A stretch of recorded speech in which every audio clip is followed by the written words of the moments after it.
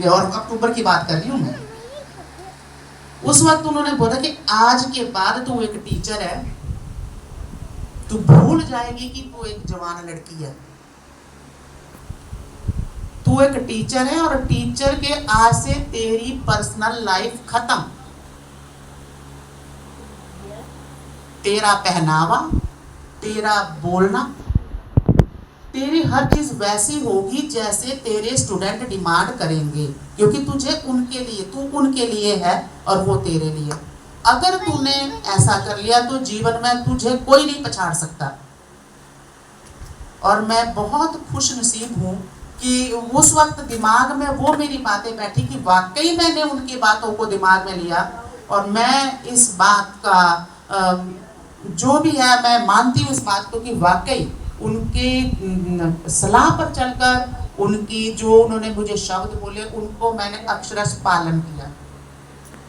तो उन्होंने बोला था कि तू कपड़े वो पहनेगी कि तुझे लगे कि तू वहां पर स्टेज के पोडियम पर जाकर खड़ी होगी, तू कैसी लग सकती है। ये उन्होंने मुझे बातें बताई कुछ चीजें। और उन्होंने मुझे बोला था कि teaching is not a profession, it is a mission. Treat it as a mission, not a profession. तू मत सोच कि तू 1800 रुपए पर लगी है। 89 की बात कर रही हूँ। तेरे साथ जितने भी प्रोफेसर है उनको तो हजारों के 18, ऐसा कभी मत सोचना। और बेटा उस 1800 रुपए में कई सालों तक काम किया। दिमाग में नहीं आई बात कि मेरे को पैसे मिलते कम है कि ज्यादा है। कंपटीशन ही नहीं किया, पैसों की तरफ ध्यान ही नहीं गया। सिर्फ ये ध्यान गया कि बच्चों के साथ मिलकर रहना है। बैजनाथ जब स्कूल में थी तो 400 की क्लास को पढ़ाया है मैंने बुज ग्राउंड में। बहुत से बच्चे, आपकी मम्मियाँ पापा बहुत बड़े हैं जो आप पढ़ने आए ना, मैक्सिमम आते हैं जी हम ये पढ़ाते थे। कई मम्मियाँ आती हैं कि तो हमारे टाइम तो मैम आप बहुत मारते थे, हमें इनको क्यों नहीं मारते, इनको भी मारा करो। मैंने कहा क्योंकि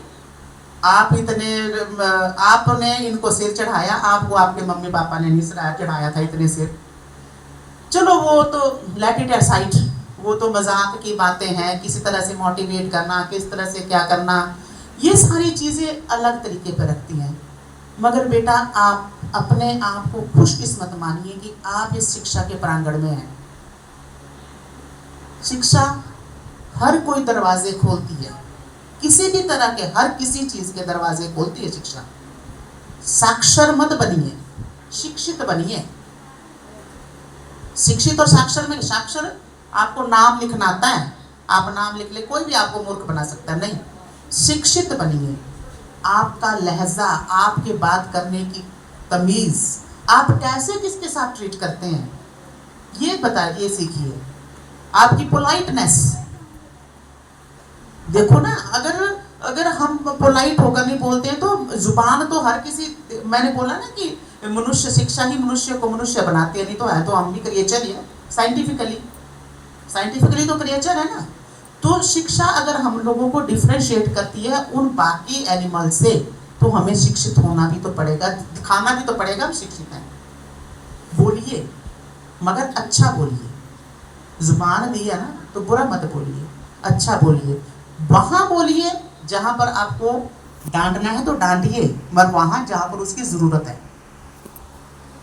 नहीं तो कई काम तो ऐसे भी हो जाते हैं, पोलाइटनेस से हो जाती है, विनम्रता हो जाती। विनम्रता सबसे बड़ा गहना है मनुष्य के कैरेक्टर का, मनुष्य के चरित्र का। विनम्रता जो है ना सबसे बड़ा गहना है।